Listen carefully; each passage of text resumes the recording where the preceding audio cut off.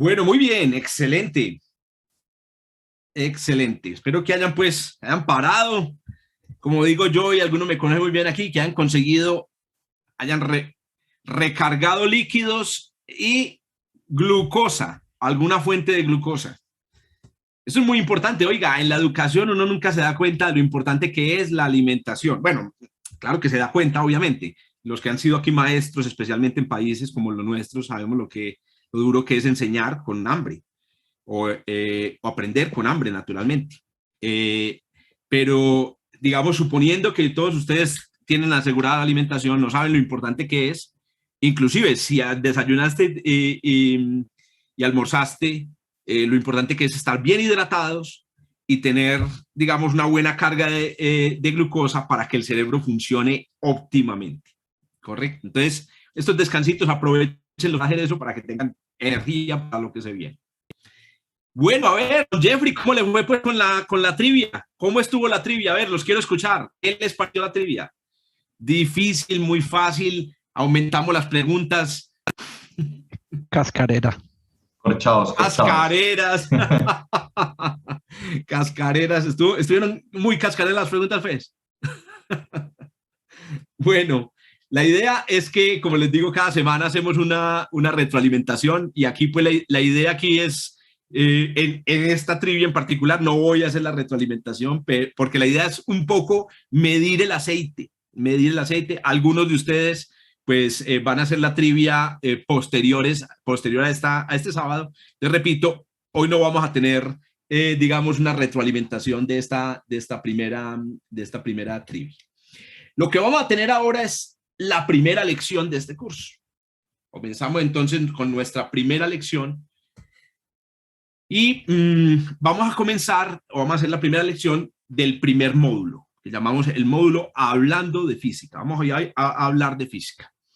Y cuando decimos hablar de física vamos a tratar, y ojalá lo hagamos entre todos, me encantaría que todos me ayudaran y contribuyeran a entender cómo es que funciona la física. Ya les he transmitido en la presentación, pues como una especie de cuál es el espíritu de la física, pero ahora quiero hacerlo a través de ejemplos muy concretos. Bueno, claro que cuando uno se imagina la física, se imagina a la prima física, o se imagina al físico o a la física en un laboratorio así sofisticado, y en realidad la física es un poquito menos, digamos, ¿cómo se llama? Menos elegante. La física realmente se hace a veces con recursos impresionantes. Yo he tenido la oportunidad maravillosa de estar en el MIT, en el Instituto Tecnológico de Massachusetts, que ustedes saben es una de las instituciones top mundiales en estas áreas, y se da uno cuenta de que la física se hace con las uñas en todas partes, que los laboratorios así tan elegantes no se ven realmente en todas partes. El lugar donde se hace la física de frontera, tecnología de frontera, en realidad utiliza un laboratorio más. Y el papel es uno de los materiales más utilizados por físicos y físicas en el mundo. Muy bien. Todas las lecciones yo voy a tratar de plantear al principio una pregunta. Y el objetivo es que al finalizar estas lecciones, ustedes y yo lleguemos a una, digamos, acuerdo de unas, digamos, soluciones a pregunta que sea satisfactoria. Este podría ser el primer mensaje. No existen las preguntas 100%, las respuestas 100% satisfactorias en física y en general en ciencias. Las únicas respuestas 100% satisfactorias son las de las matemáticas. Y solo son respuestas a preguntas matemáticas, ¿cierto? Una pregunta como, por ejemplo, ¿es pi un número que se puede expresar como la división de dos números enteros? ¿Qué una respuesta? No, ¿cierto? ¿La raíz cuadrada de 2? Sí, no. Solo las respuestas definitivas son matemáticas. La pregunta que vamos a hacernos en esta lección es, ¿por qué cuando una rueda empieza a rodar no se detiene? ¿Cierto?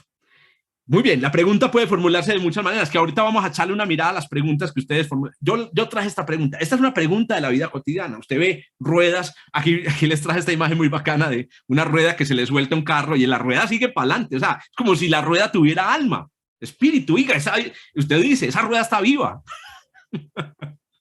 Muy bien, vamos a tratar entonces de resolver esa pregunta. Y antes de empezar a resolver esa pregunta, que ya la vamos a resolver con física, empecemos primero hablando sobre las preguntas, porque va a ser muy importante. Ya le decía ahorita a Santiago que yo estoy seguro que cuando uno formula una pregunta tiene una respuesta lista. Y es muy importante que ustedes entiendan también eso. Pensando un poco en el tema de las preguntas, yo descubrí que hay un método, hay una manera de clasificar las preguntas en física que se puede llamar el método del cómo por qué. Y lo llamo de esta manera porque es una manera muy colombiana de decir las cosas. No sé si en Honduras también existirá esa, o en México, esta manera de decir, hey, ¿cómo por qué? ¿Cierto? Por lo menos en Antioquia lo utilizamos y en Colombia lo utilizamos mucho. Que el español es así de raro. Cuando uno dice, vaya y vea, pues que es que no se me ocurrió en este momento la analogía. Uno utiliza verbos, mire para que vea. Cosas de ese estilo. Muy bien, el qué como por qué. Esto es lo que voy a comentar aquí. Hay una frase, digamos, importante para entender aquí y es la idea de que la formulación de la pregunta ya es la mitad de la solución. Formular bien una pregunta implica tener más o menos la mitad de la solución. Esa frase no la dijo Einstein, pero quise poner esta foto que pareció muy bonita. A Einstein se le atribuyen la mitad de las frases interesantes que existen, pero tengan presente que Einstein no las dijo. Bueno, pero me gustó también porque Einstein es un maravilloso. En este dibujo demuestra el principio, la pregunta, demuestra el hecho extraño, el hecho problemático que me lleva a formular la pregunta. Y es, una vez Einstein empieza a moverse y las ruedas de la bicicleta empiezan a moverse, ya no dejan de moverse. También asociada a esta imagen hay una frase muy famosa que Einstein le escribió a su hijo Tete, a su hijo Edward, que sufría problemas mentales lamentablemente, y era que digamos, la única manera de mantener el equilibrio en la vida, o creo que se lo escribió a su hijo Hans, la única manera de mantener el equilibrio en la vida es estar en movimiento, mantenerse en movimiento. Todo puede mantener el equilibrio si estás en movimiento. Que a propósito, ustedes pueden ver que yo soy familiar de los Einstein. Yo tengo aquí en mi oficina, les presento mi oficina, está en mi biblioteca, me encantan los libros, y allá atrás tengo la fotografía de Albert Einstein y su esposa, su primera esposa, pero también una científica con los méritos propios, la señora Mileva Maric. Los tengo separados porque ellos pues son personas separadas, intelectos separados, y tengo el cuadro de Mileva Maric porque seguramente muchos de ustedes saben ya que Mileva fue una de las grandes de la historia de la física. Lamentablemente, por razones históricas, quedó opacada por las condiciones históricas, pero en particular por su esposo. Entonces, por eso aquí en la casa la admiramos mucho. Muy bien. ¿Por qué el método del qué como por qué? Porque resulta que cada una de estas partículas interrogativas le apunta a cosas diferentes en la física. En particular, cuando usted pregunta por el qué, está preguntando por la descripción, por la naturaleza de las cosas. Entonces, usted dice, ¿qué es lo que calienta el pollo en el microondas? Usted me está pidiendo es una descripción del microondas, ¿cierto? Yo le puedo responder, se llama magnetrón. El microondas tiene un magnetrón que emite microondas y esas microondas son los que calientan el microondas. Miren que además dije dos cosas, el magnetrón produce las ondas y las ondas calientan el pollo. Estoy describiendo las dos entidades o los dos fenómenos físicos que producen el calentamiento. ¿A qué le apunta la pregunta del cómo? El cómo le apunta al proceso, a lo que nosotros llamamos el fenómeno, a la sucesión de causas y efectos, ¿cierto? ¿Cómo se produce un arco iris? Una cosa es que usted me diga qué es un arco iris. Y yo le digo, el arco iris es una ilusión óptica producida en aire donde hay gotas de agua, ¿cierto? Pero si me pregunte cómo se produce un arco iris, yo le tengo que hacer una descripción de aquí viene la luz del sol, entra en la gota, se dispersa en la gota, después sale y por fenómeno de la dispersión, bla, bla, bla, bla. Y como entenderán, ya saben entonces el por qué. ¿Por qué la rueda no se detiene? Esto le apunta a otra cosa, digamos, y es a la pregunta de la razón, de la causa, pero la causa primaria o las causas primarias. Y aquí, para los que saben algo de filosofía, no me estoy refiriendo exclusiva, digamos, a la teoría aristotélica sobre la causalidad, sino me estoy refiriendo a la teoría sobre causas y efectos moderna en la ciencia, al origen de las cosas. ¿Por qué la rueda sigue rodando? ¿Por qué el pollo se calienta en el microondas? ¿Por qué? Mire que usted no me está preguntando qué lo calienta, ni cómo se calienta, sino por qué. Yo le tengo que decir que las moléculas de agua absorben las microondas de forma muy poderosa, más que cualquier otras moléculas, y por eso se calienta el pollo en el microondas.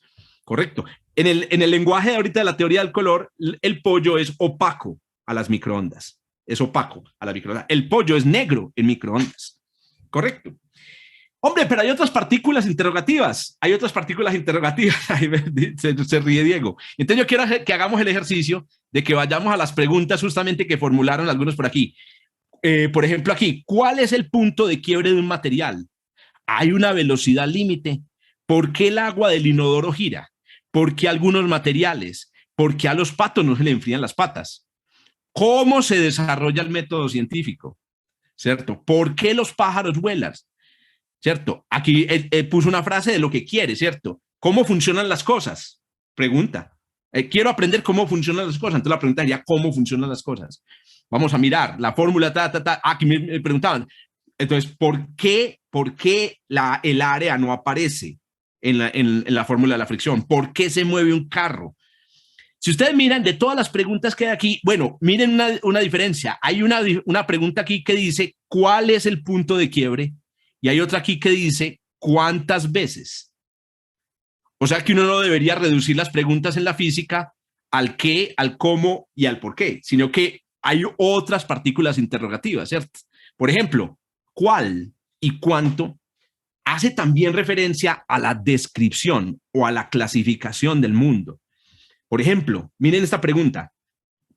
Normalmente la hacen los niños pequeños, porque hay que entender. ¿Cuántas gotas de agua hay en una nube? ¿Ustedes cuánto creen? ¿Cuántas gotas de agua podrán haber en una nube? Dependería de la nube. Ah, exacto. Entonces te empieza, clasifica. Hablemos de cumulonimbus o hablemos de un cumulonimbus, que es una nube de desarrollo vertical, o más bien hablamos de un cirro, ¿cierto? Son dos nubes muy diferentes y inclusive el cirro no tiene gotas de agua. En cambio, el cumulonimbus tiene gotas de agua abajo y cristales de hielo arriba. Está haciendo una clasificación, está haciendo una descripción del mundo.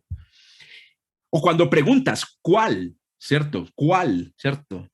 Por ejemplo, cuando vayamos a la pregunta que había aquí, ¿cierto?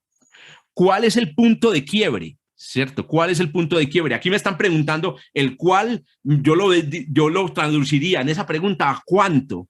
¿Cuánto aguanta, cierto, un material cuando yo le cambio la temperatura? Y me imagino que es una referencia a la resistencia mecánica de ese material. La pregunta, ¿de dónde? ¿De dónde viene el mar? A ver, ¿dónde está? ¿De dónde? Sí, esa es otra que, por favor, ayúdenme. Las presentaciones mías están llenas de errores y son incompletas. Ayúdenme a completarlas. ¿Dónde? Una pregunta por el dónde también la incluiríamos en la clasificación. En el mundo hay distintos lugares y en esos lugares ocurren cosas también diferentes, ¿cierto? ¿Cuándo? El cuándo también. Entonces esto es muy interesante. Si quieres preguntaste, el cuándo hace referencia a un lugar en el tiempo, porque los lugares no solamente son de espacio, sino también son de tiempo, que fue uno de los descubrimientos de esta parejita, ¿cierto? Albert Einstein y Mileva Maric. Por favor, formulen sus preguntas, hagan ese ejercicio de siempre tratar de formular sus preguntas en uno de estos tres bloques. Y se van a dar cuenta lo interesante que es abordar la respuesta cuando usted entiende si la respuesta es alrededor de una simple descripción, un proceso o una causa, ¿correcto? Cada una tiene grados de dificultad diferentes. Miren esta otra. ¿Qué pasaría si, cierto? Usted me dice, ¿qué pasa si meto aluminio en el horno de microondas? ¿Qué pasa si meto una botella de agua llena en una nevera? ¿O qué pasa si yo absorbo mucha materia oscura? Porque la materia oscura me rodea. ¿Qué pasa si yo absorbo? Entonces miren que eso hace referencia al proceso. Y en el por qué, y en todos, hay una muy, muy común. Es verdad que si uno mete unos zapatos con papel periódico en la nevera los zapatos se ponen más cómodos, ¿cierto? Es verdad que a las plantas no hay que asolearlas, no hay que ponerlas mucho al sol, ¿cierto? Es verdad que es el efecto de capilaridad lo que hace que el agua suba por un tronco de un árbol. Miren que esa es verdad, usted siempre la puede traducir en una de esas tres. Por ejemplo, usted puede decir, ¿qué pasa si yo pongo unos zapatos con periódico en una nevera? ¿Cierto? ¿Qué pasa? Usted me está pidiendo una descripción de lo que va a pasar. Yo te puedo decir, o cómo digamos, cambia el zapato cuando está dentro de la nevera. Muy bien, como todas las categorías, como todos los sistemas de categorías en la ciencia y en el mundo intelectual, estas cosas son, digamos, falibles y usted puede encontrar siempre excepciones. Pero les aseguro, es una regla que se llama una regla de dedo pulgar para recordar un poco cómo funciona eso. Muy bien, entonces miren que lo que yo estoy buscando aquí es responder a la pregunta de las causas. ¿Cuál es la causa final? No sé si vieron este video. Este video salió hace unos meses por ahí en redes sociales. Yo obviamente soy un hijo de las redes sociales. Le tiraron una llanta a estos pobres policías, a estos pobres militares y todos sufrieron. Claro, ¿qué es eso que ustedes están viendo ahí? Es el enfrentamiento a las leyes de la física de frente. Lo que pasa con esos soldados es que esencialmente no recibieron buenos cursos de física. No se puede patear una llanta de ese tamaño precisamente. No lo intenten. No sé si lo han visto, en redes sociales también me vi una vez un tipo en una moto, iba en una moto y pasó al lado de un vehículo con el que, digamos que seguramente le va a pasar y le dio una patada al vehículo. El de la moto terminó estampillado no se murió afortunadamente, pues, porque yo no le deseo la muerte a nadie, ni siquiera a alguien que le da una patada a mi carro. Pero es otra vez un problema de no conocer muy bien, digamos, las causas, los efectos en el mundo. Muy bien. ¿Por qué? ¿Por qué las ruedas ruedan, no se detienen? ¿Por qué esta rueda no se detiene a pesar de que le están tratando de dar patadas? Aquí hay otro detalle que quiero... Entonces, mira, estoy tratando de responder a la pregunta, pero lo que voy metiendo aquí es detalles sobre cómo funciona la física. Ese es el objetivo de esta primera lección. La segunda lección que vamos a ver hoy enseguida, en un momento, es por qué uno se quema, ¿cierto? Cuando se come un pastel de arequipe o cuando se come una cosa, pero ya vamos a ir al grano, porque ya habremos descrito esto. No puedo dejar de hablar en este punto del curso de una cosa que consideramos prácticamente sagrada, aunque la palabra sagrada se asocia a la religión, a la moral, y normalmente uno no piensa que los físicos, las físicas, los científicos tengamos ninguna religión o ninguna moral. Eso es falso. Los físicos y las físicas también tenemos una moral, y es una moral, pues la mayoría, por la formación científica, es una moral que tal vez no incluye el valor de lo sagrado en cosas como, por ejemplo, un objeto sagrado, ¿cierto? Yo por ejemplo, no tengo en mi casa ningún objeto hecho de yeso que sea sagrado, ¿cierto? Ni libros sagrados. Pero la verdad es que si alguien coge una foto de Einstein y la quema, para mí eso sería sacrílego. Entonces, de alguna manera, también esa foto es sagrada. O sea, alguien llega y chuza corta la foto de Mileva, para mí eso sería sacrílego. Bueno, hay una cosa que es sacrílega o que es, digamos, sagrada en la física, y es el concepto de causalidad. Y esto es muy importante para entender el hecho de que la física parte o sea, tiene eso en su matriz moral. Cuando usted le describan algo que rompe ese principio o esa idea, usted sabe que ya está por fuera prácticamente de la moralidad, de lo sagrado en la física. Bueno, ¿qué es la causalidad? Ustedes tienen una idea muy básica de lo que es la causalidad, como la tengo yo, ¿cierto? Pero cuando uno empieza a desarrollarla, la causalidad tiene unos elementos que van a ser muy importantes para nosotros en este curso. Primero, hay unos agentes. En la causalidad siempre hay unos agentes. Y hay una cosa muy interesante, los agentes de la causalidad. Por causalidad aquí entendemos simplemente la existencia en el universo de causas y efectos. Correcto, causas y efectos. Entonces, ¿qué pasa? El magnetrón en el horno de microondas produce una onda de microondas, la onda de microondas es absorbida y el pollo se calienta. Entonces, la causa, el magnetrón es la causa primaria, ¿cierto? Después el pollo se calienta, es el efecto. Hay un detalle muy interesante y muy discutido en la filosofía. Esto es una discusión gruesa de tipo filosófico y metafísico. Aquí yo estoy simplemente considerando los aspectos más superficiales, pero para que los conozcamos. ¿Existe alguna diferencia entre el que produce la causa y el que recibe el efecto? La física asume que no. La física asume que las causas y los efectos son producidos por entes, por fenómenos, por cuerpos que tanto pueden ser causantes como receptoras del efecto. Eso se diferencia de algunas formas de pensamiento mágico, en donde existen entidades que producen, que son causantes de las cosas, pero nunca reciben efectos. Y es muy delicado. Por ejemplo, introducir fantasmas en la descripción de un fenómeno físico tiene problema. El fantasma es causante de fenómenos, pero el fantasma no puede ser atrapado, no puede ser pesado, no puede ser medido. Pues es lo que dicen los que dicen que se encontraron un fantasma. A ver, pero mostrame las huellas de los fantasmas. Usted que está loco, es que los fantasmas no producen huellas. Ah, no. Pues ya por ahí ya estamos rompiendo un principio sacrosanto de la física, la idea de que todo puede ser causante o puede recibir los efectos. El otro elemento que aparece en la causalidad es el elemento de la interacción. Las interacciones, muchachos, no podría decir que la física básicamente es la ciencia de cómo interactúan las cosas, de cómo las cosas, digamos, intercambian información y energía. Es a través de las interacciones que se produce la relación causal, ¿correcto? Es a través, la luz del sol causa el arco iris, a través de una interacción, es la interacción electromagnética dentro de las gotas. Y finalmente, hay otro elemento de la causalidad que está siendo muy debatido en el presente, sobre todo por la naturaleza de la teoría cuántica, que es el hecho de que la relación entre la causa y el efecto no puede ocurrir en un tiempo arbitrario. Por ejemplo, no puede ser instantáneo. Es que cuando mi abuelito se murió, a mí me dio un dolor de cabeza en la misma hora, exactamente. Eso es una ruptura a la causalidad en física. Albert Einstein y Mileva Maric descubrieron que para que un fenómeno y otro fenómeno se relacionen como causa y efecto, tiene que transcurrir entre ellos un tiempo que tiene que ser mayor al que se demora la luz en viajar de uno a otro. Ah, pero ¿qué tal si no están comunicados por la luz? No, no importa. Es que la velocidad de la luz no es la velocidad solo de la luz. La podríamos llamar la velocidad de la causalidad.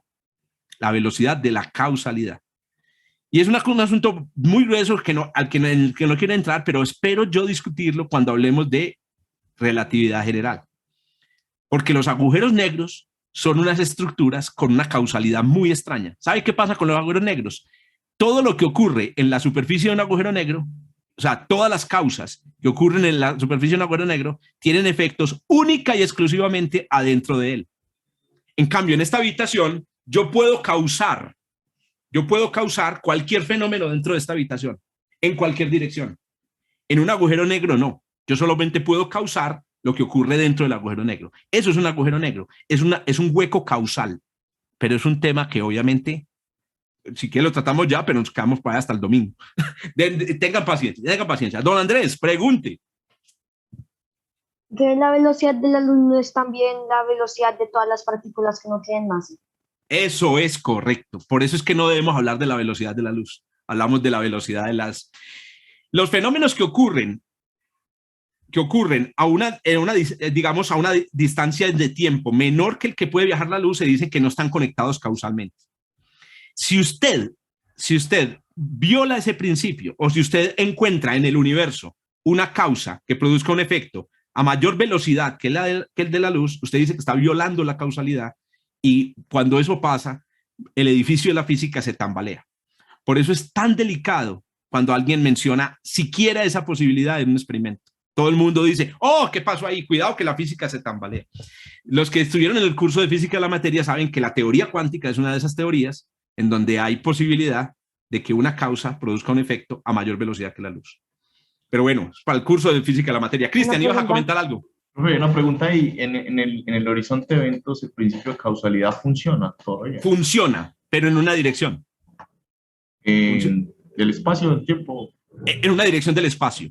Imagínense que a eso se lo llama en física un horizonte causal. Por eso se llama el horizonte de sucesos de un agujero negro, es un horizonte causal, pero no es el único. También el universo tiene un horizonte causal. Hay un lugar en el universo en el que todas las causas, todos los efectos solamente ocurren de un lado y no del otro. Entonces ese se le llama el horizonte de Hubble del universo. La causalidad, muchachos, es algo como para sentarse a tomarse unos vinos y conversar solo sobre eso. Aquí yo sé que hay unos compañeros que son muy curiosos con la filosofía. Aquí te estoy viendo a uno y no voy a decir quién es, pero lo conozco. O la conozco para dejar la inquietud. Y después nos sentamos tomando unos vinos allá y todos vacunados, distanciamiento social, hablar solamente sobre el principio de causalidad. Muy bien. Pero no hemos podido responder nuestra pregunta, hombre. Andrés, ¿ibas a preguntar algo? Sí, que por favor. en física cuántica no por la, ¿cómo se dice? Causalidad, la ley de causalidad. Sí, no sé cómo decirlo en español. El quantum entanglement no haría que la causalidad podría ser rota. Eso es exactamente, ese es el fenómeno. El entrelazamiento cuántico es el fenómeno que podría romper la causalidad. Pero hasta ahora, inclusive en el marco de la teoría cuántica, la causalidad está a salvo. Otra pregunta. Sí, claro, Andrew, dale. ¿La causalidad no está causada por la entropía? La causalidad, ¿hay una relación entre causalidad y entropía? No hay una relación. La entropía es un concepto macroscópico y la causalidad es un concepto que ocurre a todas las escalas en el universo. Okay. Muy bien. Bueno, toda pregunta nace de la intuición, de la observación, de la experimentación. No ocurren necesariamente preguntas en el vacío. Pero aquí hay que decir una cosa. A veces las preguntas en física pueden hacer referencia a algo que usted ha visto o algo que no. Y ahí hay un concepto muy interesante en física que llama el concepto de experimento mental. El más famoso experimento mental de la historia se conoce como el experimento de Aarau. Es el nombre del pueblo donde Albert Einstein pasó un verano como adolescente. Miren la pregunta. ¿Qué pasaría o qué pasa en el caso en el que yo me monte en un tren a la velocidad de la luz? Entonces, nadie ha hecho ese experimento, nadie lo hará, hoy sabemos que nadie lo hará, y aún así, ese experimento motiva una pregunta súper interesante. Entonces, esto es también interesante entenderlo porque muchas veces cuando nos pintan la física y cuando nos pintan la ciencia, nos hablan siempre de que hay un experimento o de que hay una observación. No siempre es así. También se puede experimentar con el cerebro y hay física de experimentos mentales. Lo que es una cosa que también filosóficamente es muy curiosa, que uno pueda conocer el mundo a partir de la mente. Muy bien. Una vez usted tiene su pregunta, motivado por la observación, entonces viene una etapa que es crucial, muchachos. Esta es posiblemente la parte más importante de esta lección, le vamos a poner mucha atención. Don Uriel, comente o pregunte. Estás en mute. Ya, ok, listo. Es que es casi imposible dejar de ver ese video de la rueda. Este de acá es que es impresionante. Y es casi imposible dejar de observarlo porque uno se pregunta muchas cosas acerca de lo que pasa por la cabeza de estos pobres soldaditos, ¿no? Pero la pregunta es, ¿qué se necesitaría? ¿Qué tipo de masa tendría que tener un soldado? ¿Cuánta fuerza debería tener un soldado imaginario para que esa rueda fuera detenida de manera inmediata o enviada 90 grados contra la pared? Excelente, excelente. Y ahí llegamos ahí llegamos a un punto que es muy importante. Parece imparable. Miren que es que ellos son soldados con las piernas entrenadas y todo. Claro, pero caen como moscas, es que caen como muñecos. Caen como muñecos, correcto. Entonces, ¿qué pasa? El problema con esta situación hipotética que estamos viendo ahí es que no tenemos toda la información que necesitamos para responder a esa pregunta. La pregunta de qué se necesita. ¿Qué necesito? Y la información que me falta ahí, ¿cuál es? ¿Cuál es la información que me falta para poder responder a la pregunta de Uriel? Pero se pueden intuir algunas cosas, ¿cierto? Sí, claro. Intuir, uno dice, bueno, uno puede observar que la rueda se detiene un poco cuando el primer soldado cae al piso. Uno puede más o menos ponderar el peso de la piedra pequeña que lanza el primer soldado. Uno dice, esa piedra pesar unos 3 kilos o 4 kilos. La rueda, uno podría ponderar algunas cosas y llegar a concluir aproximadamente el peso de la rueda. Y digamos, también conociendo un poco la velocidad a la que avanza, uno podría llegar a saber la fuerza con la que lleva la rueda. Podría unas ponderaciones aproximadas. ¿Cierto? Esa primera frase que mencionaste es la clave. No sabemos algo sobre la rueda, no sabemos cuánto pesa, pero hubo 3 experimentos en ese video y ninguno de los 3 experimentos les sirvió a ellos para sacar la conclusión correcta. El primer experimento, el lanzamiento de la piedra, ya hubiera sido suficiente para que los demás se alejaran de la rueda, ¿cierto? Al darse cuenta que una piedra grande no le desvía la rueda, uno debería juzgar ya el peso. Pero hay otro detalle aquí y es que inclusive sabiendo el peso y la velocidad, no siempre el conocimiento te ayuda. Por eso es que hay muchas personas que sin ser físicas o físicas son capaces de resolver problemas impresionantes. También ayuda la intuición. Después de ver el video muchas veces, yo creo que la mejor manera de desviar esa rueda habría sido utilizar la misma inercia de la rueda. ¿Y cómo lo haría? Pondría la piedra, en vez de lanzársela, la pondría en el piso, de tal manera que la piedra chocara contra la piedra. Al chocar contra la piedra, yo esperaría que la rueda se desestabilizara. Pero eso que estoy respondiendo con una palabrería técnica que estoy seguro que alguien con una buena intuición podría haber descubierto simplemente jugando con ruedas. Oiga, yo no sé si ustedes jugaron cuando estaban en el barrio, empujando ruedas de bicicleta. Yo jugué mucho de eso. Cuando uno juega, el juego es el mejor profesor de física. El juego es el mejor profesor de física. Pero bueno, Uriel, venga a ver, es que vamos a considerar entonces esas variables que estás diciendo. La primera cosa que usted tiene que hacer en un problema en física, ojo con esto, es tratar de ver el mundo y encontrar en esas cosas que usted ve en el mundo, cosas que sean comunes, porque todas las experiencias que usted ve en estos videos pertenecen a al mismo conjunto de fenómenos. ¿Cómo puedo yo describir todas estas experiencias de la forma más simple posible? Y la única manera de hacer eso es pensando desde el principio. ¿Qué demonios es lo que yo estoy describiendo? ¿Qué es una rueda? Entonces aquí nos volvemos a encontrar la partícula del qué, que es como comienza la ciencia. La ciencia comienza con la clasificación, con la descripción. El primer mensaje que yo les doy como físico a ustedes, o la primera cosa que les pongo aquí sobre la mesa, es la idea de que no es posible empezar a resolver una pregunta considerando todos los detalles del mundo real. Es que no es posible, porque se enfrentaría usted al hecho de que cada rueda es distinta, de que hay una pelota de un color, que hay una pelota de una dureza, que hay una pelota de un tamaño, etc.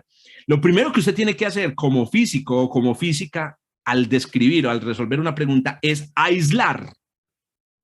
Y es un proceso durísimo, porque el cerebro normalmente hace un blend, suma todo lo que ve. Aislar es dificilísimo. Por eso muchos de los que aquí han tenido de pronto experiencias medio traumáticas con la física, las han tenido, porque no somos muy buenos aislando la cosa. Tenemos que aislar la rueda. La física no es detallista, la física elimina detalles.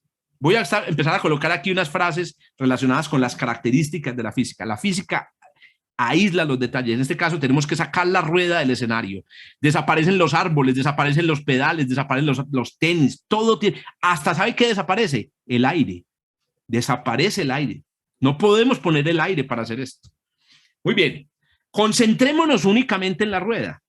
Y la pregunta es, ¿qué es una endemoniada rueda? Esa pregunta nos lleva a la siguiente. Esta rueda que acabo de dibujar aquí, que además es una rueda a propósito muy especial del ciclismo, es una rueda muy complicada. ¿Habrá una rueda más sencilla que esta? Esa pregunta se la hizo Pablo Picasso, hágame el favor, uno de los padres del cubismo, al principio del siglo XX, ya al final de su vida. Esto no lo hizo al principio de la vida, cuando se preguntó, este es un toro, pero hay un toro más sencillo que ese. Y él hizo unos estudios pictóricos para tratar de descomponer el toro y convertir el toro en la cosa más sencilla. ¿Qué partes del toro se pueden conservar sin perder al toro? Correcto. Esa búsqueda es la búsqueda de la física y es la razón por la que yo llamo a la física un esfuerzo cubista. La física es cubista. Háganme el favor y me dicen ustedes, ¿cuál es la versión cubista de una rueda? Un círculo. Un círculo. A ver, Un ¿qué más? círculo. ¿Qué diferencia hay entre un y un punto en el centro? círculo y un punto? ¿Qué diferencia hay entre un círculo y una circunferencia? ¿Habrá alguna diferencia? Y la circunferencia es la parte externa y el Ajá. círculo es todo lleno. Entonces yo les pregunto, ¿la rueda es un círculo o una circunferencia? Perdón, ¿la versión cubista de la rueda es una circunferencia o es un círculo? Circunferencia. Pues en la circunferencia, de hecho, las bicicletas, hay muchas bicicletas, en lugar de tener una rueda con radios radiada, se utiliza simplemente casi un círculo. Usted ve que no tiene ni siquiera radios, es una... O sea, se utiliza casi una circunferencia. Casi una circunferencia. Correcto. Entonces uno podría pensar que la versión más simple de una rueda es una circunferencia. Einstein dice, es cierto, hay que hacer las cosas simples, pero muchachos, cuidado, en la simplificación se puede llevar las cosas al extremo. Einstein decía, esta es una frase de Einstein, esta sí es de Einstein, todo tiene que ser tan simple como sea posible, pero no más simple. Y entonces lo lleva uno a una situación que otra vez es la fuente del coco de la física. Yo me he hecho muchas veces la pregunta, ¿por qué a la gente le da tanta dificultad a la física? Si para mí era tan fácil. Y ya después me di cuenta de que es que también tenía compañeros que jugaban voleibol súper bien y para mí era muy difícil, hijo de puta, ¿cierto? No todos tenemos las mismas aptitudes naturales. ¿Cuál es la aptitud que tienen las personas a las que les va muy bien en física? Es encontrar las cosas, sustraerlas del mundo y encontrarlas, la manera más simple de escribirla, pero no demasiado simple. ¿Saben por qué no puede ser una circunferencia? No puede ser una circunferencia, ya en parte por lo que decía Sonia, en parte porque en las ruedas reales siempre hay algo adentro, un eje en particular, se necesita un eje. Y ese algo se puede despreciar o no se puede despreciar. Como decía Uriel, hay ruedas que no tienen nada en el centro. Por ejemplo, un hula hula es una rueda sin nada en el centro. Pero un hula hula creo que es una versión muy especial de una rueda, ¿cierto?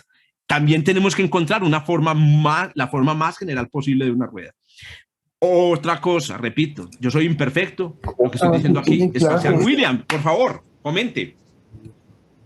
No, la verdad es que pues, descomponer la rueda en menos de una circunferencia es imposible. Excelente. Menos de una circunferencia, no. Listo.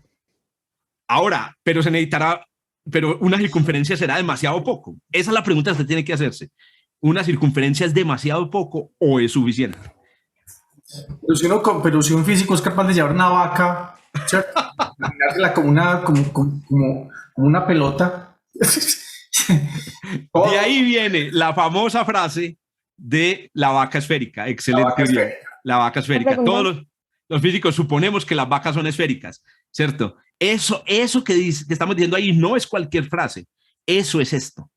Y es el fundamento de toda la física que existe.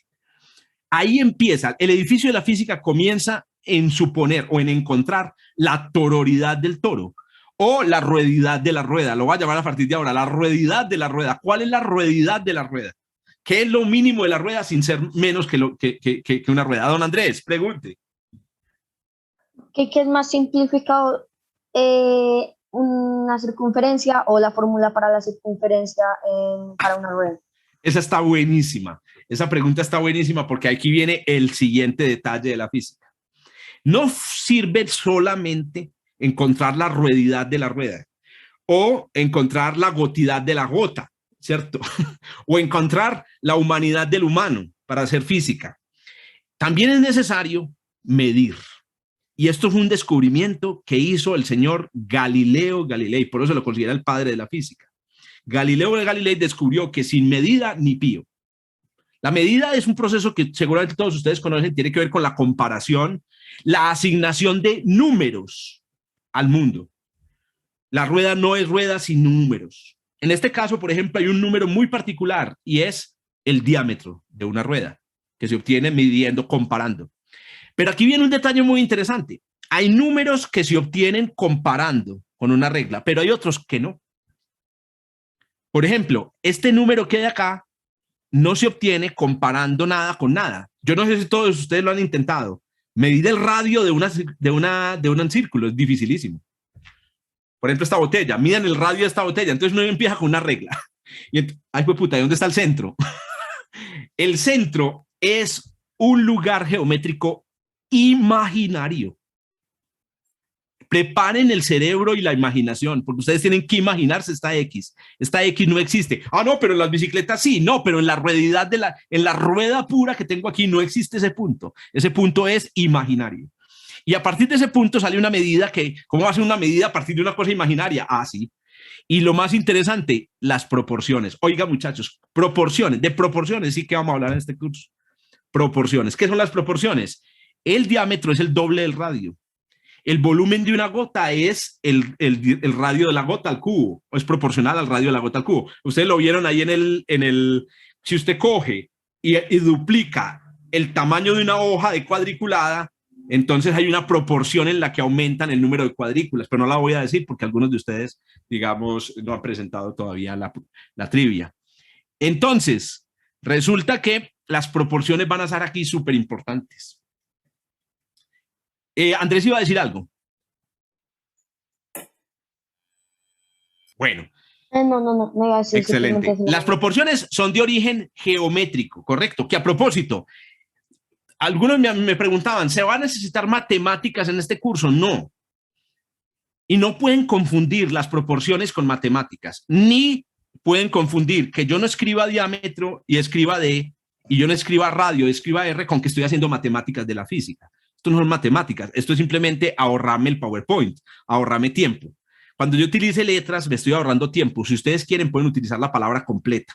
Eso sí, la proporción es un concepto geométrico profundo en nuestro cerebro. No debemos abandonarlo. ¿Cuándo se hace matemáticas? Cuando yo les pregunto o cuando yo encuentro el diámetro a partir del radio. Aquí ya estoy utilizando álgebra. Correcto. ¿Y vamos a utilizar álgebra en este curso? Sí, vamos a utilizar álgebra. Pero ojo, eso no quiere decir que vamos a factorizar, ¿cierto?, un polinomio de grado 3, sino que vamos a tener que encontrar a partir de proporciones unas cantidades a partir de otras. El álgebra, atención con esto, es una palabra del árabe que significa reintegración, recomposición, recomponer una proporción, recomponer una relación, ¿cierto? Eso significa álgebra. Vamos a utilizar álgebra, por supuesto. Don Cristian, iba a hacer un comentario. Ese ejercicio siempre me parece muy interesante y contarle la tonalidad a la rueda. Habría que también, digamos, pensar como en las propiedades que son medibles. ¿Qué le puedo medir, cierto? Y cuáles no. O cuáles no puedo asociar a un número. Y entonces con las que sí, ¿cómo puedo medirlas directamente? Y cómo las que no, ¿cómo establezco las medidas indirectas, que es con estas proporciones? Entonces, me parece muy, muy interesante, pues, como este primer ejercicio, porque es también asociar propiedades medibles del mundo a estas cosas. Gracias, Cristian, por el comentario. Excelente. Sí, y me plantea una pregunta que no me había hecho. ¿Cuántas propiedades, cuántos números podría yo asociar a una rueda? A una rueda pura, a una rueda cubista. No estamos hablando de una rueda de las que venden aquí. ¿Cuántas propiedades podría yo asociar a una rueda? Hay propiedades que son geométricas. Por ejemplo, el diámetro y el radio, o el perímetro. ¿Ustedes saben cuál es el perímetro de una rueda? De hecho, matemáticamente hablando, pues el perímetro pues, es muy simple, pero estaba pensando en una forma más sencilla antes de conocer pi, ¿cierto? ¿Cómo puedo yo calcular el perímetro? Y es que si yo a esa rueda la pinto una partecita, le dejo caer una gotita de pintura y la echo a rodar, donde hayan 2 gotas de pintura en el piso, yo puedo medir esa distancia entre las 2 gotas y ese sería exactamente un perímetro muy aproximado, ¿cierto? Correcto. Te estás inventando maneras de obtener estos números sin conocer pi, ¿cierto? Sin conocer pi, sin hacer comparaciones de reglas. Muy, muy ingenioso y muy importante en la física. Otra de las razones por las que la física es un coco, porque resulta que a veces estas cantidades no se pueden obtener fácil. Entonces necesitan tu ingenio. Entonces la gente pierde física porque les falta un poco de seguridad o les falta que un profesor les diga, es que no te estoy preguntando nada técnico. Te estoy preguntando de si tuvieras un problema en la cocina, ¿cómo lo resolverías? Y tú lo resuelves todos los días que estás cocinando, ¿cierto? Entonces, es muy bacano. Hay maneras ingeniosas. Pero miren estas cantidades. Son cantidades que no son geométricas. La masa. Uy, ¿qué es eso? La densidad, uy, ¿qué es eso? O sea, tráeme un densímetro, una masímetro. ¿Cómo es, cómo es el aparato? Vaya a un centímetro y a que le vendan un densímetro. Estas propiedades son muy, muy especiales y son propiedades que vamos a necesitar, muchachos, siempre en la descripción del mundo, en la descripción de nuestras versiones cubistas de las cosas, ¿correcto? Hoy no voy a hablar mucho sobre la densidad y la masa, pero la vamos a necesitar, obviamente, para describir. Que a propósito, la otra característica de la física, le gustan las letras griegas. Sí, eso es, me encanta. Así que para la próxima lección, por favor, me se traen aprendido el alfabeto griego todos. No, mentiras que no. Lo que quiero es decir que si se encuentran una letra griega en una de mis presentaciones, no se asusten, por favor. Y no estoy haciendo matemáticas, estoy simplemente haciendo, digamos, respetando la costumbre en mi área de que el griego es importante.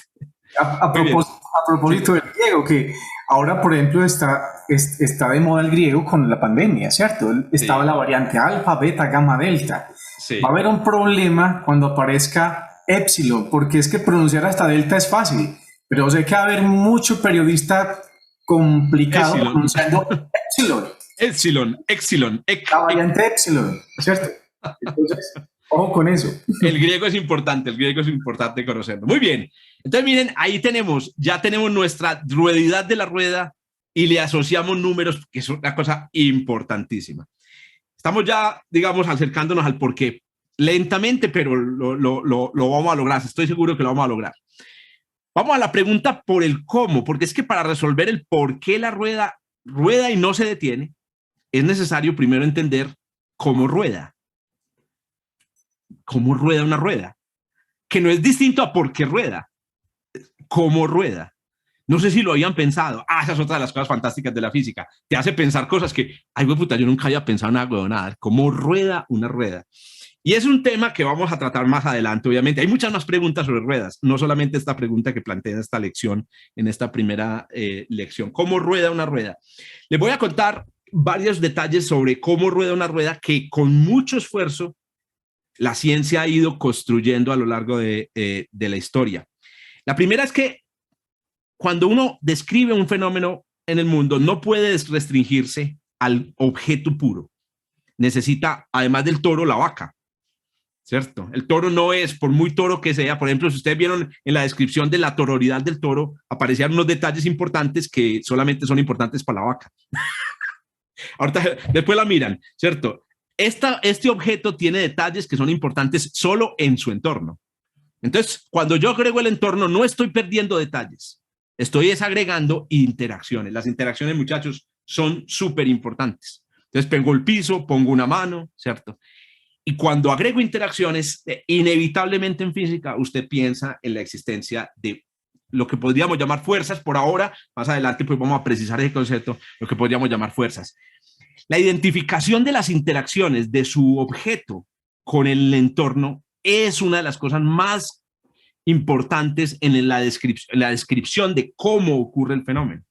En este caso, por ejemplo, es importante entender que sobre esta rueda, en realidad, hay 3 interacciones. No mencioné una tercera. Errores. Yo soy humano. ¿Cuál fue la tercera que me equivoqué? Bueno, está el empuje de la persona, está la fricción y se me olvidó una. ¿Cuál se me olvidó? Anormal. Normal.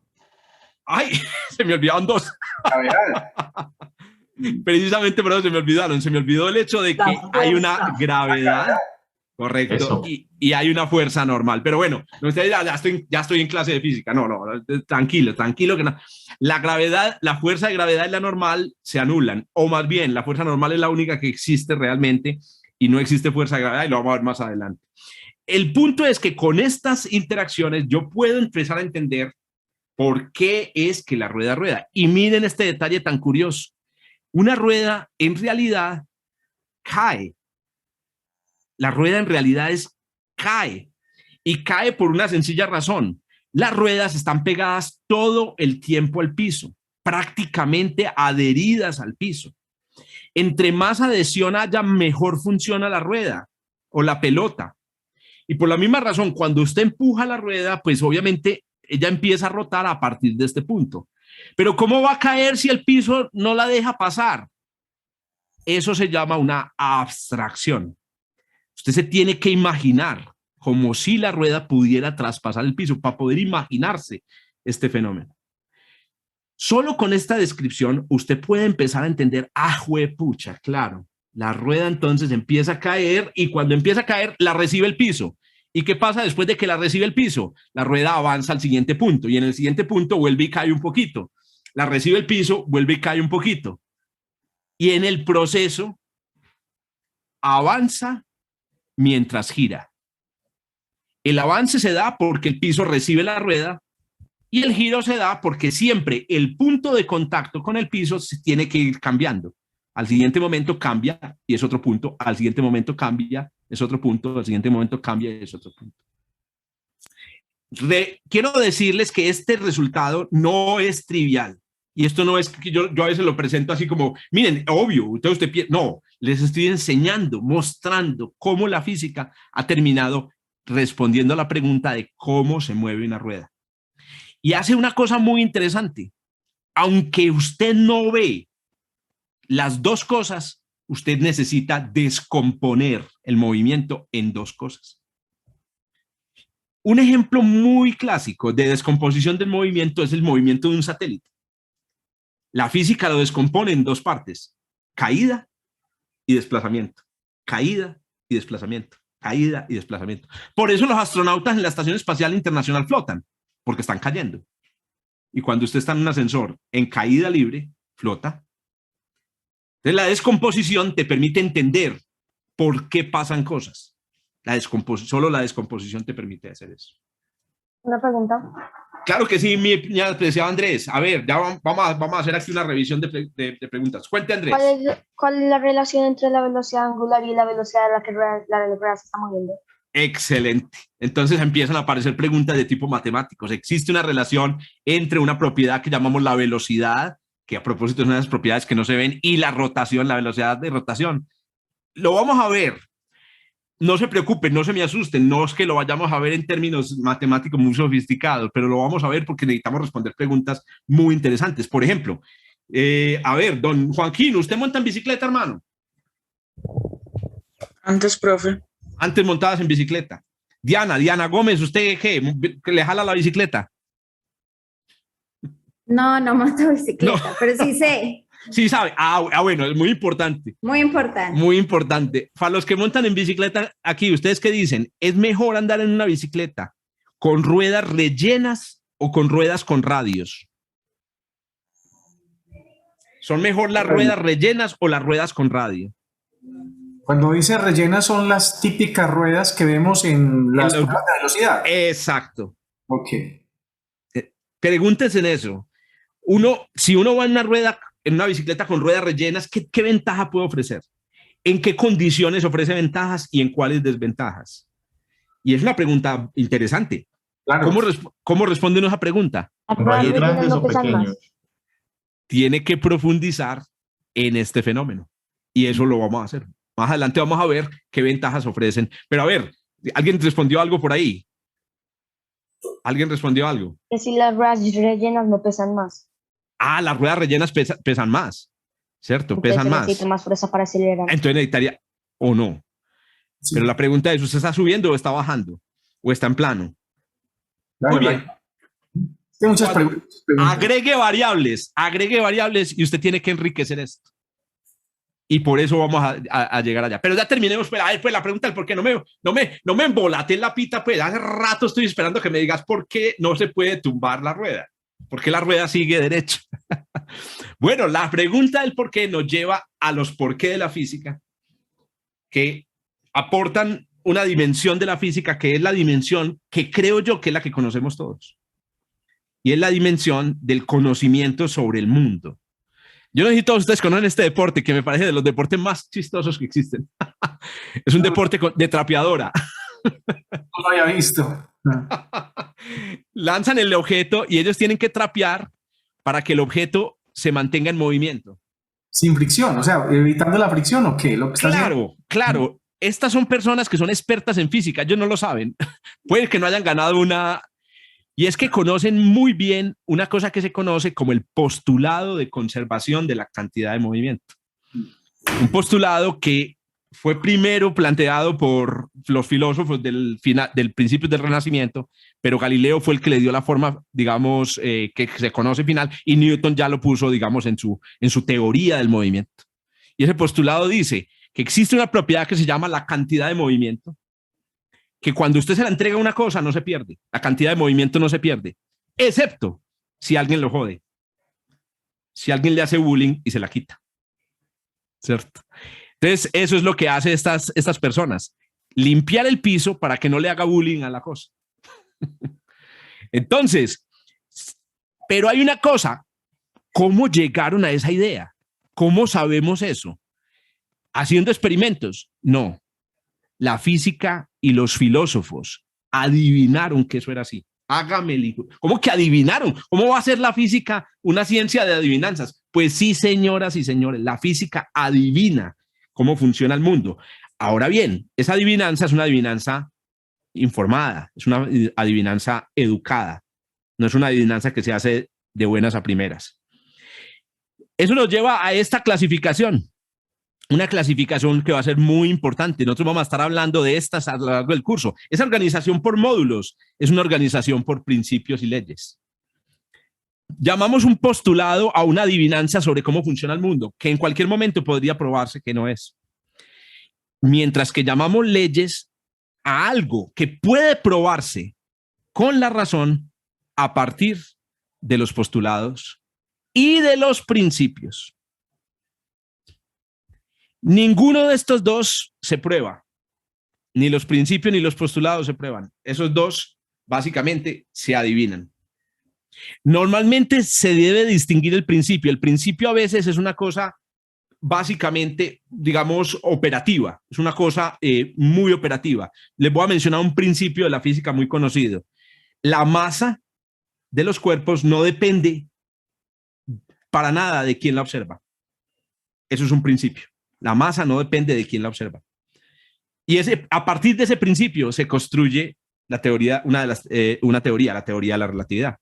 Pero el postulado de conservación de la cantidad es postulado, es una adivinanza que hacemos sobre el mundo. Se van a confundir a veces estas dos palabras, a veces se va a llamar el principio de inercia, ¿cierto? Pero es un asunto de tipo histórico, un asunto, no hay ningún problema.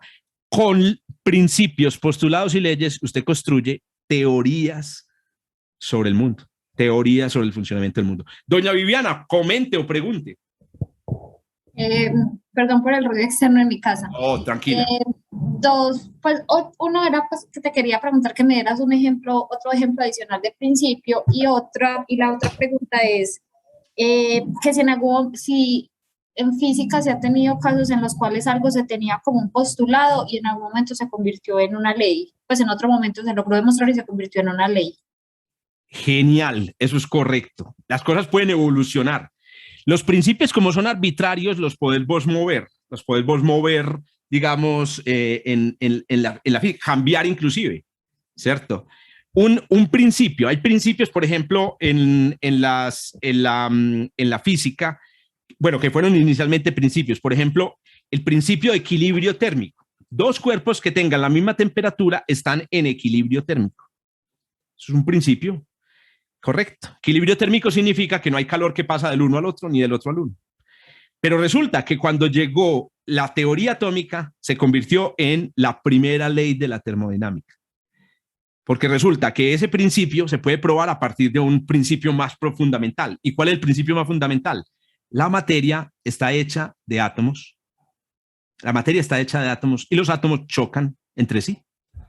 Es un principio. Usted parte de ese principio y con el principio usted demuestra que dos cuerpos que están a la misma temperatura intercambian, no intercambian calor. Entonces, claro, se mueven los principios y lo que consideramos un principio, un postulado. Eso sí les digo. Lo que sí quiero dejarles aquí, transmitirles es esta sensación que yo tengo en mi corazón de que hay muchas cosas de la física que son simples y llanas adivinanzas. No es infalible, la física no es infalible, no descubrimos como secretos así misteriosos del mundo, no, los adivinamos. En estos días teníamos con unos amigos tenemos un grupo de física, una discusión sobre si algún día llegaremos a descubrir unos principios que sean ya los últimos, que no haya ninguna adivinanza en el camino. Y bueno, es una discusión pues que está abierta muy abierta. Vean, les presento, por ejemplo, una ley. No es un principio, es una ley. Se llama la ley de conservación de la cantidad de rotación. ¿Qué dice esa ley?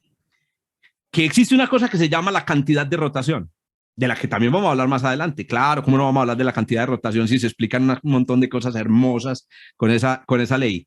La ley de cantidad de la cantidad de rotación significa que si usted tiene un cuerpo que rota y no lo molesta, no le hace bullying, esa rotación se mantiene. La Tierra, ¿qué hace rotar a la Tierra? Le pregunta uno, ¿por qué rota la Tierra? Le pregunta uno a un amigo. Y usted le puede responder, no, eso es la manifestación de la ley de conservación de la cantidad de rotación. Pero ¿cómo así? No, pero explícame. Ya. Me invitas a un vinito o a una cervecita y nos sentamos desde los principios. Vamos a ver esta ley, cómo se deduce a partir de este postulado, porque están relacionados con estas dos cosas. Y entonces aquí puse esta palabra, la física razona. Partiendo de principios postulados, va construyendo racionalmente, por construcción, leyes. Y ya, con estas cosas, usted ya explica el fenómeno. Aquí me puse el resumen, digamos, de la lección, pero voy a volver entonces a la animación. No sé por qué la animación. ¿Por qué esta rueda no se detiene? Vimos que el movimiento de la rueda es dos movimientos, uno hacia adelante y uno de rotación. Básicamente, la razón por la que la rueda no se detiene es porque, primero, el movimiento hacia adelante implica una cantidad de movimiento y esa cantidad de movimiento no se va a perder de buenas a primeras. La rueda sigue rodando porque la cantidad de movimiento de la rueda es una cantidad constante. Donde tenía la animación, aquí tenía todo lo que ustedes están viendo aquí son manifestaciones el postulado de conservación de la cantidad de movimiento. Pero hay otra cosa. La rueda también tiene un movimiento de rotación y la cantidad de rotación tampoco se pierde. O sea que hay dos cosas que hacen que la rueda preserve su rotación sin perderla. No hay la conservación de la cantidad de movimiento y la cantidad de rotación. Eso no responde a la pregunta de ¿por qué los soldados no son capaces de tumbar la rueda? Solamente resuelve la pregunta de por qué la bicicleta sigue en movimiento, por qué el balón sigue en movimiento, si nadie lo está empujando. Porque miren que aquí, ¿cómo es que llama este personaje? Este es un personaje de una película del año 90. Sí, es un genial. Es un personaje genial. No, miren que no está pedaleando. Tampoco va en bajada y la bicicleta va sola. Eso que estamos viendo ahí es la manifestación de la conservación de la cantidad de movimiento. La pelota, aquí parece que está un poquito en bajada, usted la tira, pero no la tiene que estar empujando para que siga. Tampoco responde a la pregunta que podría surgir a continuación, ¿por qué se detiene? Porque ya respondimos por qué rueda, pero ahora ¿por qué se detiene? Porque es que finalmente la bicicleta se detiene. Pero esas serán preguntas completamente, digamos, diferente a las que formulé originalmente. Cristian iba a comentar algo que lo vi por allá que activó el micrófono. Qué bacano, pues, que con la rueda se pudieron modelar dos grandes cosas que hay transversales en la ciencia, dos leyes conservativas muy importantes. La rueda como una combinación de trasladarse, rotar. Y debido a esas dos, al rota'impulso y al impulso mismo. Correcto. O sea, estás ahí, digamos, planteando que ese el secreto de este fenómeno es el hecho de que tengamos la combinación de esas dos cosas. Muchachos, podríamos encontrar otra explicación, por supuesto, otra manera de expresar lo que acabo de expresar en esta lección, por supuesto. No se queden con una sola manera de expresar pero les aseguro que esta síntesis que les hice es una síntesis a la que usted puede llegar muy fácilmente por distintos caminos. Entonces, perdón, igual que Cristian, ¿cierto? Desplazarse, rotar, también uno lo podría pensar como lo estábamos pensando, pues como lo habías propuesto inicialmente, que era desplazarse y caer. Desplazarse, caer. Correcto. Caer, ¿cierto? Correcto. Llegar también a las mismas conclusiones, hacer mediciones y darse cuenta que los resultados tienen que ser equivalentes, ¿cierto? Por supuesto, claro que sí, toda explicación que usted formule para, digamos, todo constructo que usted haga para explicar una cosa, pues tiene que superar unas ciertas pruebas, ¿cierto? Por ejemplo, una prueba que habría sería, listo, la rueda, por ejemplo, supongamos que la explicación es, las ruedas se mantienen rodando porque están cayendo todo el tiempo. La pregunta es, ¿pero por qué están cayendo todo el tiempo? ¿Por qué están cayendo todo el tiempo? En algún momento no podrían quedarse en equilibrio y dejar de caer, ¿cierto? Entonces, someta su explicación a pruebas. Usted podría decir, pero es que la solución al problema planteando un principio y una ley es muy fácil, porque cuando usted se enfrenta contra el principio y la ley, se choca contra un muro y ya a partir de ahí, ¿y qué esperaban pues? esperaban que sin principios y sin leyes explicáramos. Ese es el punto. El punto es, el fondo de toda la descripción del mundo siempre va a ser estas cosas, las leyes y los principios, las leyes y los postulados, los principios. Cuando usted dice, voy a aprender física cuántica, lo que va a hacer es, voy a coger los principios, los postulados y las leyes, y con ellas voy a explicar los fenómenos. Cuando usted dice que voy a hacer algo con el electromagnetismo, se reúne principios y leyes y con ellas construye. Vamos a aprender muchas leyes y muchos principios y postulados en este curso a través de las preguntas que nos vamos a hacer. Para llevarse para la casa, siempre tiene, a ver, hay dos tipos de memoria. Los humanos tenemos dos tipos de memoria, la memoria corto y la memoria a largo plazo. Yo no quiero simplificar aquí porque yo sé que también aquí entre ustedes pueden haber expertos digamos, en neurociencias o en neuropsicología, pero sí les quiero decir que la memoria a largo plazo es súper importante en el aprendizaje especial de una ciencia y es muy difícil conseguir que a través de una lección un sábado se llegue a esa cosa. Muchas de las cosas que yo dije aquí ustedes no las van a recordar más allá de hoy de las 3 de la tarde, pero que eso no les genere ninguna angustia. Ni siquiera las van a recordar el próximo sábado, no les genere ninguna angustia, pero hay cosas que en cada lección yo voy a tratar de resaltar que espero que ustedes que muy puntualmente traten de conservar en su memoria a largo plazo. Para mí son estas 3 ideas las que yo quisiera que conservaran de toda esta lección de hoy. La idea de las preguntas como por qué. Como por qué. Descripción, ¿cierto? Descripción, proceso, fenómeno y causa, razones.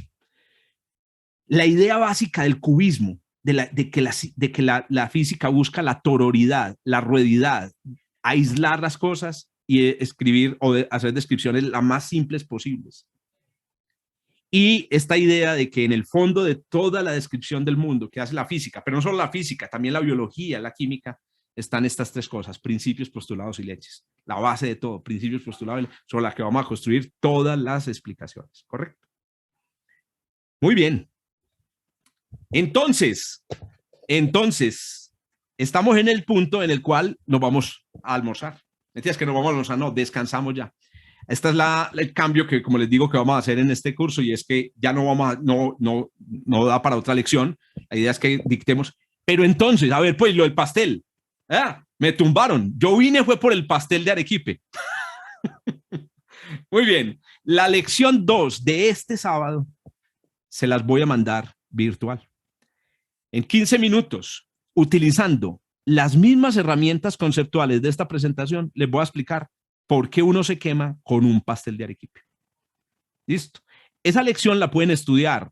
Yo la voy a grabar, apenas terminemos la voy a grabar y ustedes la pueden estudiar hoy, mañana, pasado mañana, durante la semana, que ojalá sea un momento de la semana en la que usted saque un ratico para este curso. Saque un ratico para este curso, ¿correcto? Tenga pastel de Arequipe en la mano. Lo mejor. No, pero tiene que ser 2. Pastel de Arequipe y pastel de queso. Tienen que comprarse. Bueno, para los amigos que no saben que es un pastel, es cualquier cosa que sea esponjosa por fuera y por dentro tenga una cosa cremosa. Tipo el arequipe, que es un dulce de leche que utilizamos aquí en Colombia, pero también puede ser, ¿qué puede ser? Lo que tienen las donas por dentro. Guayaba.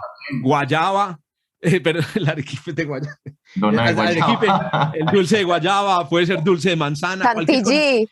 Chantilly, miel. Imagínense, por ejemplo, un pan con miel por dentro. Usted lo calienta, lo pone encima de la mesa y lo va a probar y inmediatamente sale lava del pan. Y usted inmediatamente un hueco en la lengua. ¿Cuál es la razón por la que eso ocurra? Se lo voy a explicar entonces en la lección 2 de este sábado. Jorge, Muchachos, comenten, pregunten. Este es un momento para que votemos de escape antes de que nos separemos. Pregunta, sí. Claro, dale, Uriel, por favor. Ok, esto es parte de, digamos, de la metodología, el que la respuesta definitiva a la pregunta inicial no se haya respondido del todo. No, eso no es parte de la metodología, es una falla, mentiras que no.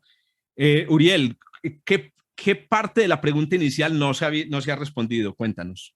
No, digamos, se ha descrito, digamos, el camino en el que usted debería deducirlo, ¿cierto? Cada uno debería deducir, digamos, los principios que subyacen en la explicación de por qué la rueda sigue rodando y por qué los soldados rebotan cuando golpean la rueda, ¿cierto? Pero uno esperaría... Esta era la pregunta. Tú podrías en este momento, Uriel... ¿Por qué no se detiene una rueda? ¿Cierto? ¿Por qué no se detiene una rueda? Responder esa pregunta en este momento ya, ¿cierto? Esa es la pregunta que tú me estás haciendo. Las ruedas, o sea, si uno se basa en la experiencia, uno diría, todas las ruedas se detienen, ¿cierto? Una rueda ideal no se detendría, pero una rueda en el mundo físico se detiene. Termina deteniéndose necesariamente. Entonces habría que también plantear el escenario donde está rodando la rueda. Imagínate, Uriel, que todos formuláramos nuestras preguntas con todo el detalle, toda la carga lingüística necesaria para que la pregunta sea absolutamente precisa. Ese es un ideal muy, muy sano, pero es inalcanzable. Por eso yo formulé la pregunta de una manera inclusive que es como tú dices, no, pero espérate, precisame más la pregunta. No, las preguntas de la vida cotidiana son así. ¿Por qué el pollo se calienta en el horno de microondas? Tú no preguntas, ¿por qué un pollo que no esté congelado se calienta en un horno de microondas que se prendió previamente? ¿Cierto? Y que se ha cerrado la...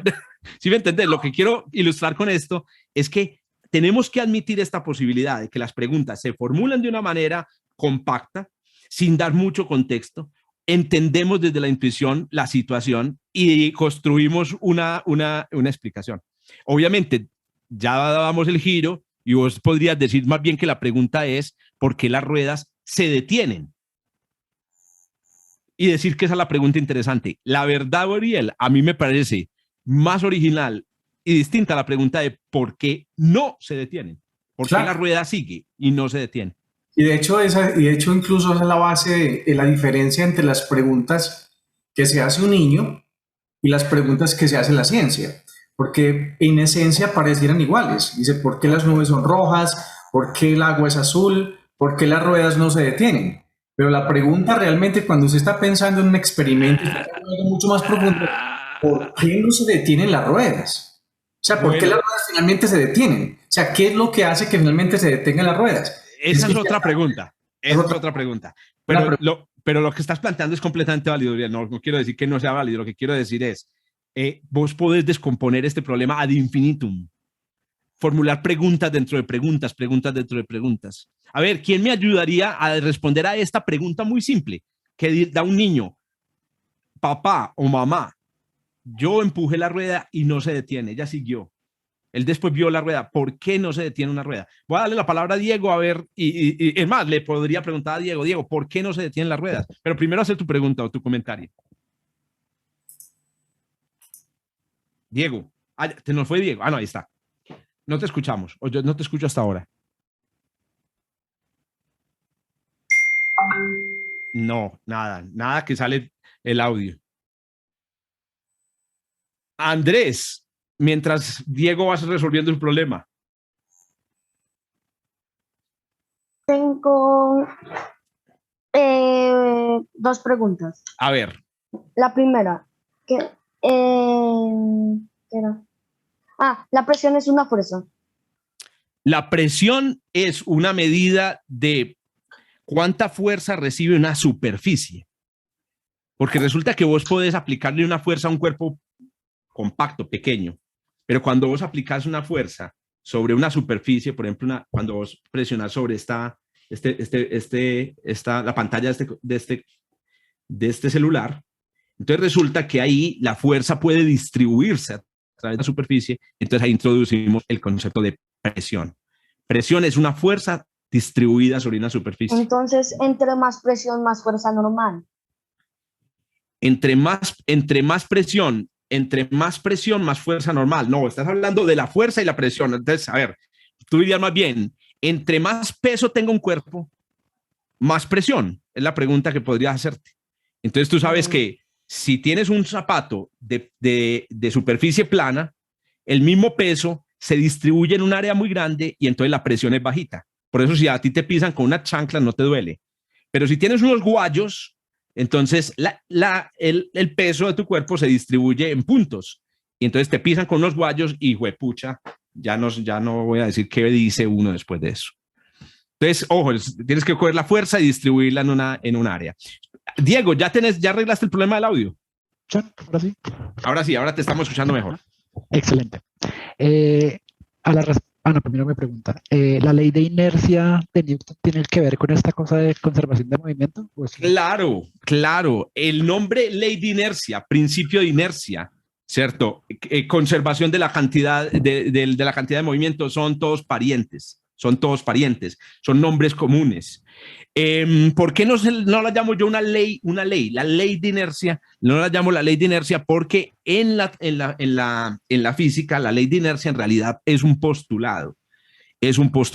Aparte, es una cosa que está en el principio del postulado de inercia, usted deriva las leyes del movimiento, pero es una manera de hablar. También tenemos que tener mucha claridad sobre el hecho de que a veces los problemas se vuelven semánticos, cómo definimos unas cosas y otras. No podemos enredarnos también en el lenguaje. No lo digo por lo que estás preguntando, Diego, sino porque va a pasar. Ley de inercia. Entonces, a ver, Diego, ya que le funciona el micrófono, ¿por qué las ruedas, una vez arrancan a moverse, no se detienen? Pues una respuesta sería por la ley de conservación del movimiento. Por la ley. En Correcto. términos más prácticos, le diría que porque está cayendo. Tú dirías, definitivamente dirías que porque está cayendo. Correcto. Bueno, espérate, por aquí tengo a Juan David también pidiendo el uso de la palabra. Don Juan David, pregunte o comente. Lo que pasa es que me llamó mucho la atención a lo que decía Uriel, y es pues eso de que como que la respuesta, entre comillas, no está completa. Y fue algo que yo entendí alguna vez de la física, porque yo le pregunté eso a algún profesor una vez. Le dije, bueno, ¿y por qué la Tierra gira? Y me dijo, porque ya estaba girando. Entonces no va a parar de girar. Y esa es la respuesta correcta, mi apreciado Juan David. Y es la ley de conservación de la cantidad de rotación de lo que estamos hablando. Pero Uriel decía algo muy interesante. Decía, pues en la vida real, pues al fin y al cabo se detiene. Y entonces la ley también dice precisamente eso. Dice que va a seguir girando hasta que interactúe con algo más. Exactamente. Y es por eso la razón por la que se detiene. Entonces, pues a mí me parece muy interesante porque al fin y al cabo, lo que tú decías, la respuesta al fin y al cabo está dada. Si yo lo pongo en un contexto específico, porque él decía que digamos, en un modelo ideal físico, pues la rueda no se detendría. Claro, si tú quitas la fricción, si tú quitas no se va a detener, pero te está respondiendo no al modelo físico imaginario ideal, te está respondiendo al modelo de la vida real, de la cotidianidad. Te está diciendo, la rueda va a seguir girando hasta que se encuentre con algo, que ese algo es la fricción del aire, que ese algo es la superficie sobre la que está moviéndose. Entonces me parece muy interesante eso, que creo que puede ayudar un poco más. Gracias por agregar el comentario. A propósito, un comentario adicional. La rueda se detiene no por la fricción con el piso. La rueda se detiene por la fricción con el aire. La fricción con el piso es la causa. La que lo hace avanzar. Es la causa del movimiento, ¿cierto? Es un detalle también muy bonito que aparece, digamos, cuando se modela la rueda. ¿Y cómo lo sabemos? Miren el modelo de la rueda donde aparece el impulso inicial, pero la fricción por debajo es la que hace avanzar. Repito, esta clase era una clase para ejemplificar cómo vamos a construir las respuestas. Obviamente, yo no voy a volver a pasar por todos los detalles como de la construcción de la física, sino que vamos a empezar. Listo, pregunta. Arrancamos con una pregunta muy concreta. Esas preguntas que ustedes planteaban ahí. Huepucha, por ejemplo, ustedes pueden preguntar ¿por qué el cielo es azul? ¡Tan! y empezamos y arrancamos a formular una descripción, qué es el cielo, ¿cierto? ¿Cómo es el proceso de interacción del cielo con la luz y por qué esa interacción produce esto? Siempre vamos a parar por los principios. Bueno, dale, don Uriel, ibas a comentar otra cosa. No, último comentario sobre el tema también y a propósito también de Juan David. No, digamos, mi punto es como un poco la precisión o la imprecisión. Digamos, si yo lo comparara con el pollo que estabas hablando, Jorge, ¿cierto? En el microondas, mira que esas cantidades de variables sí que son variables, porque realmente yo puedo tener un pollo congelado, puedo tener un pollo medio caliente, puedo tener un pollo frío, puedo tener un pollo ya frito que lo quiero calentar, y cada cosa de esas hace que cambie el tiempo que debe estar en el microondas para que esté caliente. Entonces, si yo comparo esto de la rueda con el ejemplo del pollo, digamos que estoy siendo un poco impreciso, porque es que las ruedas necesariamente todas tienen que parar. La experiencia ha dicho que toda rueda que yo vea rodar tendrá que parar. Entonces, digamos, un niño un poco no tiene que observar mucho, diría, ¿por qué las ruedas se tardan tanto en detenerse? Porque él siempre verá y siempre ha visto que todas se detienen. Digamos que aquí mi punto es de un poquito de la precisión en el detalle, porque obviamente es falso que todas las ruedas no se detengan, ¿cierto? Las ruedas, desde el punto de vista de la experiencia práctica, ¿cierto? En ese sentido. Si uno va un poco más allá, pues obviamente que... Creo, Uriel, que ya he respondido a esa pregunta. Escuchemos a Ashley. Ashley. Me respondió todo bien. Bueno, en pocas palabras, el niño no vio cómo se detuvo la rueda porque se fue a preguntarle a la mamá. Pudo haberse quedado viendo, pero pues fue a preguntar. Excelente, muchas gracias. Muy bien, muchachos, dejemos por ahí, cerremos por ahí y nos preparamos entonces para las próximas preguntas del curso. Nos vemos entonces el próximo sábado, pilas. Antes del sábado tenemos trivia y esta semana, recuerden, les voy a enviar entonces una lección adicional donde vamos a aplicar este concepto, digamos, de la construcción de la respuesta a estas preguntas. ¿Listo? Oiga, me alegra mucho que se hayan podido conectar hoy. Me alegra mucho conocerlos a todos y me alegra que por favor, llenen también el formulario ahí de cómo nos vamos a reconocer. ¿Listo? Bueno, pues. Muchas gracias. A los amigos, nos hablamos por ahí por otros espacios. Chao, chao. Chao, hasta luego. Nos vemos.